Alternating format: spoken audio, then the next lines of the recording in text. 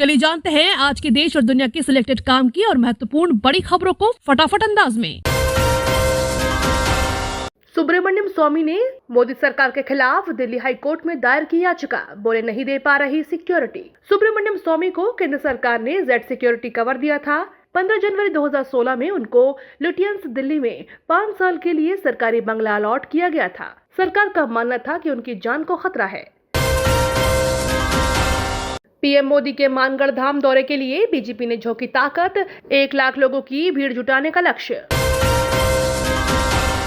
गुजरात में नल से जल योजना का लक्ष्य 100% पूरा, प्रधानमंत्री मोदी ने की जनता की प्रशंसा। मोदी ने इस दौरान देश के सभी स्कूल और आंगनवाड़ी केंद्रों में नल का साफ पानी उपलब्ध कराकर बच्चों के स्वास्थ्य और कल्याण को सुनिश्चित करने के लिए 100 दिनों के अभियान की घोषणा की है। केंद्रीय जल शक्ति मंत्री गजेंद्र सिंह शेखावत ने इसकी शुरुआत की। टारगेट किलिंग को लेकर केंद्र पर भड़के राहुल गांधी, बोले तेजी से बढ़ रहा कश्मीरी पंडितों का पलायन। हिमाचल प्रदेश के मुख्यमंत्री जयराम ठाकुर ने राहुल गांधी की उड़ाई खिल्ली, आटे की कीमत लीटर में बताने पर घेरा।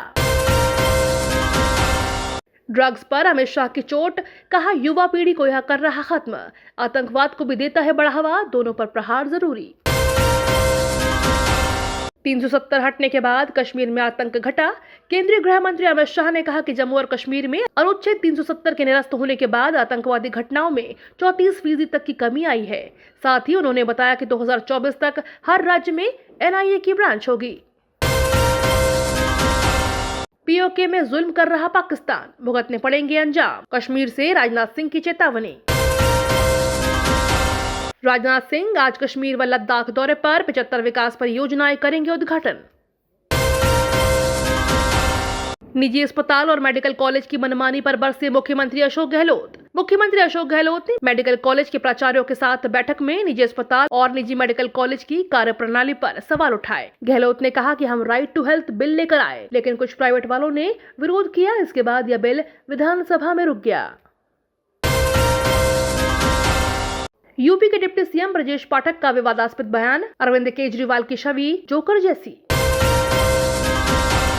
विशाल लदलानी ने केजरीवाल पर साधा निशाना, पोस्ट शेयर कर लिखा, शासन में नहीं होना चाहिए धर्म का स्थान। यमुना पॉल्यूशन को लेकर बीजेपी ने केजरीवाल को लिया आड़े हाथ, जहरीले फोम से ढकी नदी में की बोटिंग। दिल्ली के मुख्यमंत्री अरविंद केजरीवाल द्वारा गाजीपुर लैंडफिल साइट का दौरा करने के बाद बीजेपी और आप एक बार फिर आमने सामने हैं। एक और केजरीवाल कचरे को लेकर बीजेपी पर निशाने पर लिए हुए हैं। वहीं अब बीजेपी ने यमुना नदी में प्रदूषण के बढ़ते स्तर को लेकर आप सुप्रीमो को घेरा है। चीन के 152 शहरों में अब भी लॉकडाउन, 28 करोड़ लोग नजरबंद। चीन के 152 शहरों में अब भी सख्त लॉकडाउन जारी है। इनमें से 114 शहरों में तो अगस्त में ही लॉकडाउन लगा दिया गया था। वर्तमान में चीन में 28 करोड़ आबादी घरों में कैद है। तीसरी बार राष्ट्रपति बने शी जिनपिंग ने संकेत दिया है कि चीन में जीरो कोविड पॉलिसी में कोई ढील नहीं दी जाएगी। एलएसी से सिर्फ 50 किलोमीटर दूर नई एयरफील्ड तैयार कर रहा भारत, चीन की हर साजिश होगी फेल। अमेरिका ने बाढ़ प्रभावितों के लिए पाकिस्तान को दी और मदद, $3 करोड़ देगा। तेल पर सऊदी अरब और अमेरिका में रार, कीमतें पर काबू के लिए रिजर्व स्टॉक बेच रहा यूएस। रूस के निशाने पर एलन मस्क की सैटेलाइट, पश्चिमी देशों को दी धमकी, उड़ा देंगे। केंद्र सरकार ने एथेनॉल उत्पादन योजना की समय सीमा बढ़ाई।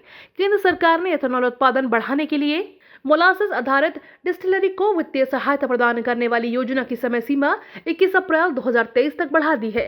केंद्र सरकार ने एथेनॉल मिश्रित पेट्रोल कार्यक्रम के तहत एथेनॉल के उत्पादन और आपूर्ति में सुधार के लिए यह निर्णय लिया गया है। खाद्य और सार्वजनिक वितरण विभाग ने पहले सभी डिस्टिलरीज को कार्यक्रम को सफल बनाने के लिए एथेनॉल उत्पादन बढ़ाने के लिए कहा है।